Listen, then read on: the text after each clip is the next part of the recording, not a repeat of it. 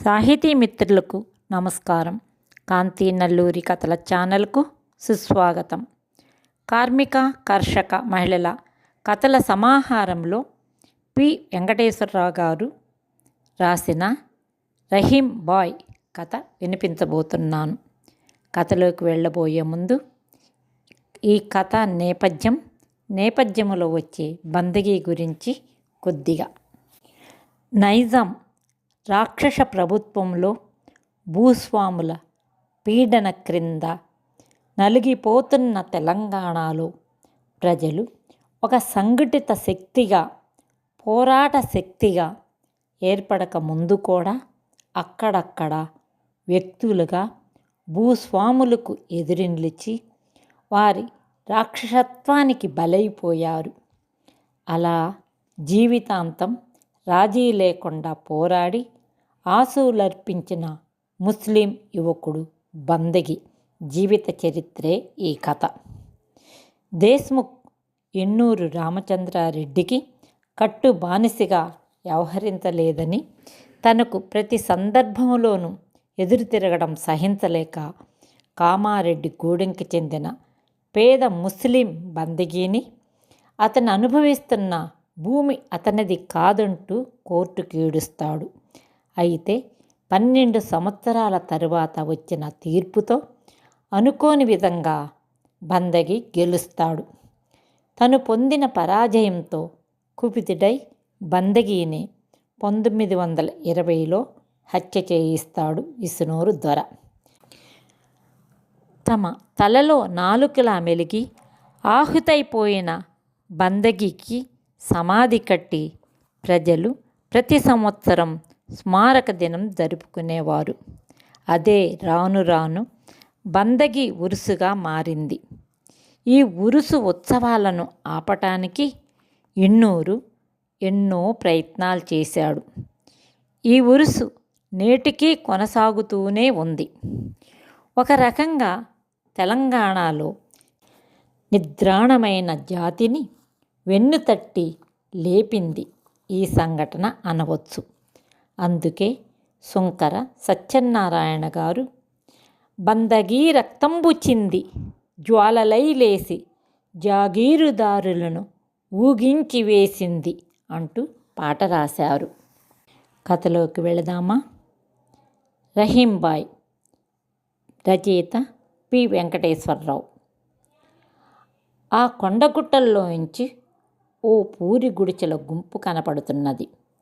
దానిపై దరిద్రదేవత ఇకటాటహాసం చేస్తున్నది. ఎవరిదో తెల్లగా సున్నం వేసిన బంగ్లా చూపర్లకు మిరిమిట్లు గొలుపుతూ ఆ పూరి గుడిచెలను ఎక్కిరిస్తుంది. ఎన్ని కొంపలు కూల్చి ఎందరి రక్త మాంసాలను పీల్చిందో చెప్పకయే చెబుతుంది. చుట్టూ ఆమడ దూరం ఎక్కడా ఊరు కూడా లేదు. మోటారు రోడ్డుకు 1 మైలు దూరాన ఉంటుందా సిరిపురం. సిరిపురం అంటే పేరుగన్న పాపారావు దొరవారి గ్రామాల్లో ఒక్కటి.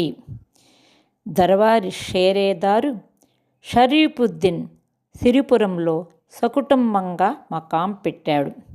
అతనంటే గ్రామ ప్రజలందరికీ హడల్, సర్వాధికారని ఎంత. తాను ఆ గ్రామ ప్రజలను శిక్షించగలడు, కొట్టించగలడు, దోయించగలడు, చంపించగలడు. తనను అదేమని అనేవాడు లేడు. దొరవారి పేరు ప్రఖ్యాతల నిలబెట్టేవారిలో మొదటివాడు. అందుకే షరీఫుద్దీన్ తన పరిపాలనలో దొరమించి రాజావారు అయినట్టు, తను పటేల్ని మించి చిన్నదొర అయినట్లు భావించుకునేవాడు. ఆ కుగ్రామంలో అతనొక అపర హిట్లర్. మూటతోలి వరి పొలాలను సాగు చేస్తారు రైతులంతా. కోడెదూడలు ఉండటానికి నోచుకోలేదు రైతులు. దొరవారికి నచ్చిన కోడెలేగా వెంటనే గడిలో కట్టేయడమే. ఆ పల్లెలో 30 కాపోళ్ళ ఇళ్ళు, గొల్లలు, చాకళ్ళు, చాలీలు, మొదలగు వారందరివి ఓ 100 ఇళ్ళు ఉంటాయి. లెక్కకు 2 అంటే 2 ముస్లింల ఇండ్లున్నాయి. రహీం 30 ఏండ్లవాడు. ఎప్పుడూ కూడా ఒకళ్ళ దగ్గర కొలువు ఉండెరగడు. ఉన్నకాడికి కలో గంజో త్రాగే స్వతంత్ర జీవి. మంది అంతా రహీం బాయ్ అని ఎంతో ప్రేమతో పిలుస్తారు. ముస్లిం అయితే ఏం, రైతుల్లో రైతు మాదిరి ఉంటాడు. కొద్దిగా ఉన్న గట్టి చెనిగిపోయిన తలగుడ్డ, సన్నగా ఉండే కర్ర, సాలీచాలని చెప్పులు, చిన్న పంచెకట్టుతో ప్రత్యక్షమవుతాడు రైతులకు. పెద్ద మనుషులంతా రహీం బాయ్ అంటారు. రహీం అంటే ఆడవాళ్లకు, మగవాళ్లకు, పిల్లలకు, పెద్దలకు తలలో నాలుక మాదిరిగా మెలుగుతాడు. ఏడ్చే పిల్లకాడి నుంచి కూడా రహీం బాబు పేరు చెప్పి ఓదారుస్తారు. 6 ఎకరాల తన పొలంలో తాను, తన పాలివాడు ఇద్దరూ సాగు చేసుకుంటూ శిస్తు కట్టుకుంటారు. సామాన్యంగా జమీందార్ గ్రామాల్లో అన్నదమ్ములు ఈ విధంగా ఉండటం చాలా అరుదు. రహీంకు సేరేదార్ షరీఫుద్దీన్ తప్పితే శత్రువన్న మాట లేనేలేడు. ఎన్నోసార్లు మనం ఒకటే కదా, రైతుల తరపున ఎందుకుంటావు రమ్మని ఆహ్వానించాడు రహీంను. ఒకనాడు రహీంను షరీఫుద్దీన్ పిలిపించి ఇట్లన్నాడు. షరీఫుద్దీన్, నువ్వు మందితో ఎందుకుంటావు? వాళ్ళ పశువులను తోలుకుపోతే నీకెందుకు? రహీం, ఎవరైతే ఏం బాబు, 10 మంది నడిచేదే బాట అన్నారు పెద్దలు. మా తాత తండ్రుల దగ్గర నుంచి వాళ్ళ దగ్గరే ఉన్నాం. షరీఫుద్దీన్, దొరవారు తలుచుకుంటే నిన్ను నాశనం చేయలేరు. రహీం, దొరలకు దొరలే తలపడాలి గాని నా ఇంటి పేదోడితోనా బాబు? ఈ రిపోర్టు ఎప్పటికప్పుడు దొరవారి దగ్గరకు పోతూనే ఉంది. పాపారావు దొరవారి కూతురు పెండ్లి. ఖజానాలో డబ్బు వెయ్యటమే కానీ తీయటం లేదు దొరవారికి. తన 40 గ్రామాలలో సాదీ పట్టి వసూలు చేయాలని నిశ్చయించుకున్నాడు. ఎంత కావాలి? రాజాగారి హోదాకు 40,000 కావాలి. తన కింద ఉన్న గూండాదళం హజాద్ ఫౌజుకు ఇజాజత్ ఇచ్చారు. వసూలు కొరకు ఊరికి 10 మంది కొమ్ములు తిరిగిన గూండాలు. ఇంకా లేందేముంది? ఎడ్లకు ఎడ్లే, బర్రెలకు బర్రెలే జప్తు అవుతున్నాయి షాదీ పట్టి క్రింద. రహీం వంతు వచ్చింది. తన ఎడ్లను తోలుకుపోవడానికి వచ్చిన గూండాలకు ఎదురు నిలబడ్డాడు. తన కొంకికర్ర చూపించి నా ప్రాణాలు పోయేదాకా దొడ్లో ఎడ్లను తోలుకపోలేరన్నాడు. కొంచెం ఆలోచించాల్సి వచ్చింది రౌడీలకు. ఫైరుకు ఆర్డర్ ఇవ్వలేదు దొరవారు. దొరవారింట్లో పెండ్లి వస్తే మమ్మల్ని దోచుకోవడం ఎందుకు అని నిలబడ్డాడు. రాజాగారి ఏజెంటు షరీఫుద్దీన్ సలహా తీసుకున్నారు. రహీంను కొట్టడానికి తన తలకు మించిన పనన్నాడు షరీఫుద్దీన్. తనదనే కాకుండా రహీం తన తోటి రైతులకు కూడా చెప్పాడు చందా ఇవ్వవద్దని. తన ఇంట్లో ఘోష లేదు. సాధారణంగా తెలుగు మాట్లాడతాడు అందరితో. దరోరి ఇంట్లో పెండ్లి వచ్చినా, పురుడు వచ్చినా, ఆఖరికి ఏ కార్యక్రమం వచ్చినా 40 ఊళ్ళల్లో సంధాలు తప్పవు అంటే జబర్దస్తితో సుమా. రహీం ఎటువంటివాడు? దౌర్జన్యాలకు, స్వార్థాలకు బద్ధ వ్యతిరేకి. పేద ప్రజలను దొరవారు నిరంకుశత్వానికి ఆహుతి చేస్తుంటే సహించేవాడు కాదు. హిందువేంటి, ముస్లిం ఏంటి, ఎవరైతే ఏం బాబు, అందరం ఒక తండ్రి బిడ్డలమే, తల్లులు వేరు కాని అని కట్టుకథ చెబుతుండేవాడు. వెట్టి చాకిరీకి అంతులేదు ఆ ఊరి ప్రజలకు. తమ పొలాలను దున్నుకుంటున్నా దొరవారి పని వస్తే పొలంలోకొచ్చి దున్నే నాగళ్లను తీసుకుపోతారు జబర్దస్తీకి. ఒక సంగతి తన కళ్ళ ఎదుట జరిగింది. దాన్ని తలుచుకుంటే రహీంకు ఒళ్ళు గరపొడిచింది. ఆ దృశ్యాన్ని స్వయంగా చూసి నిశ్చేష్టుడై నిలబడ్డాడు. ఏమి చెయ్యాలో తొయ్యలా. ఒక రైతు భార్యను భర్త ఇంట్లో ఉండగా బయటికి వెళ్ళగొట్టి బలవంతంగా చెరిచిన గాథ. ఆమె కుయ్యో ముర్రో అంటే ఆమెను పెట్టిన ఇబ్బందులు మరుపుకు రావు. తన కర్తవ్యం ఏమిటో నిశ్చయించుకున్నాడు. మనం ఎప్పటికైనా ఏకం కాకపోతే కష్టాలు పోవు అంటుండేవాడు. నిజమేనన్నట్టు తలలూపేవారు రైతులంతా. నేడు సిరిపురానికి రహీం ఒక నాయకుడు. దొరవారి దోపిడీకి అతడొక సింహ స్వప్నం. ఆ ఊరి ప్రజలంతా అతని వైపే. దొరవారి 40 ఊళ్ళల్లో 39 ఊళ్ళు ఒకెత్తు, సిరిపురం ఒకటి ఒకెత్తు. ఇదివరకు మాదిరిగా తమ వీర విహారం ఇత్తలవిడిగా సాగడం లేదు. అచ్చంగా దొరవారి శిష్యులు కీలుగుర్రాలు అయిన 3-4 ఒక కేసు తయారు చేశాడు రహీంను కూలదొయ్యడానికి వీలుగా. ఇప్పటికి 12 ఏండ్లు రహీం కేసు నడవబట్టే. అంతూ లేదు, ఆఖరు లేదు. హైకోర్టు దాకా కేసు నడుస్తున్నది.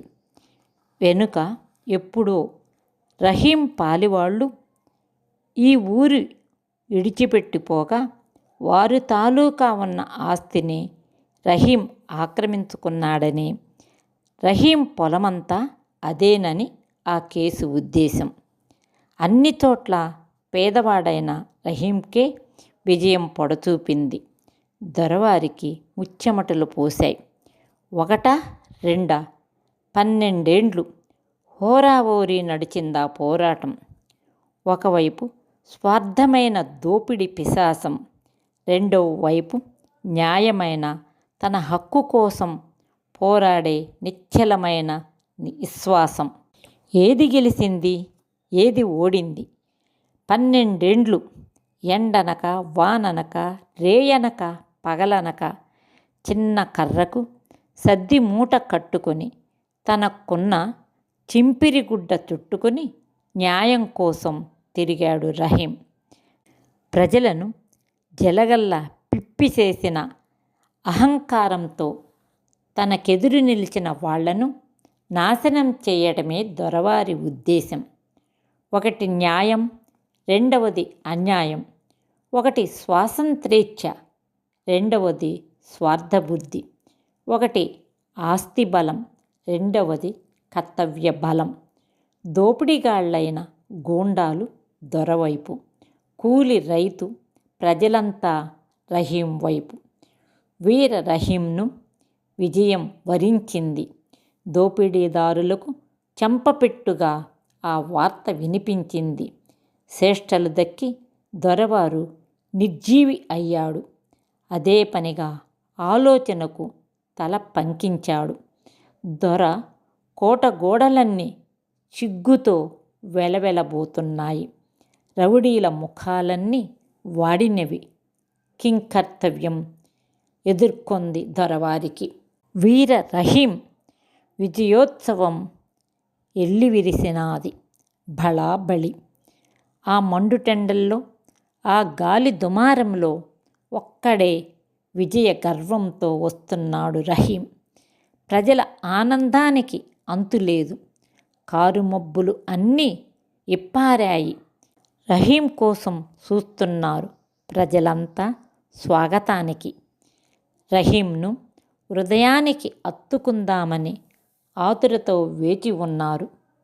కాస్తా కోస్తా 3 ఆమడల దూరం ఉంది. వస్తున్నాడు ఏకాకిగా రహీం. అతడు ఎప్పుడూ నమాజు చేస్తుంటే ప్రజలంతా ఏమని చేస్తున్నావు రహీం అంటే మన కష్టాలు పోవాలని, మనలను రక్షించాలని చేస్తున్నాను అనేవాడు. ఏ ఆశయం కోసం తను పోరాటం సాగించాడో రహీంకు తెలుసు, ప్రజలకు తెలుసు.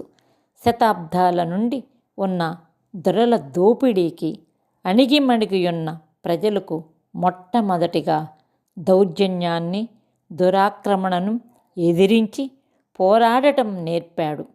ఆదర్శ పురుషుడై విజయాన్ని పొందాడు. వీరుడై చింపిరుగుడ్డలతో వస్తున్న కుచేలుణ్ణి ఉష్ణబాణుడు దీవించాడు. మధ్యాహ్నం 1 గంట అయింది. ప్రకృతి అంతా కూడా ఆ నిరుపేదకు భయపడసాగింది. చెట్లు అన్నీ చల్లని గాలిని వేయసాగినాయి. రౌడీ గుంపుకు ప్రోగ్రాం ఇచ్చి రయమున పంపాడు. తందానతాన కోతపెట్టు దూరముంది సిరిపురం. బాటకు చుట్టూ పొదలు దట్టంగా నిలుతున్నాయి. గర్వంగా ఆకాశమంతా కారుమబ్బు కమ్మసాగింది. పొదలన్నీ వికటంగా నవ్వుతున్నట్లు అనిపించింది రహీంకు. పక్షులు భయంకరంగా కూయసాగినవి. రహీం గుండె దడదడ కొట్టుకోసాగింది. ఎందుకో తనకు తానే విస్మయం చెందుతున్నాడు. తను పొందిన విజయం నిజమా లేక కల? తనకు తెలియకుండానే నడుస్తున్నాయి కాళ్ళు ఎక్కడికో. ఏదైనా గాని తాను పొందినది విజయం, తాను పోరాడినది న్యాయం కోసం. రహీం కన్నుల వెంట ఆనంద ఆశ్రువులు జలజల రాలాయి. ఆప్యాయంగా పోతున్నాడు ఆలోచనలతో, ఆతురతతో. ఎందుకో ఎక్కడికో. ఫెడేల్మంటూ ఒక్క దెబ్బ తగిలింది.